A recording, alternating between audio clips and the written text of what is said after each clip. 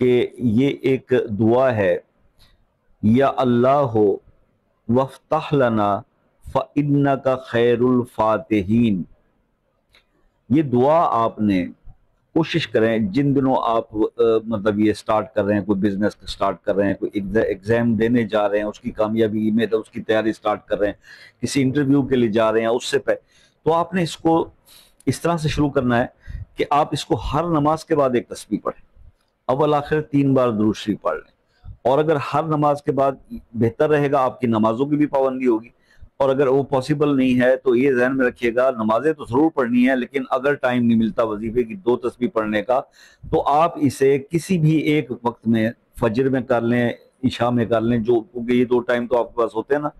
تو فجر یا عشاء کے اندر آپ اس کو 313 بار ایک نشست میں پڑھنا ہے تو 313 بار پڑھ لیں،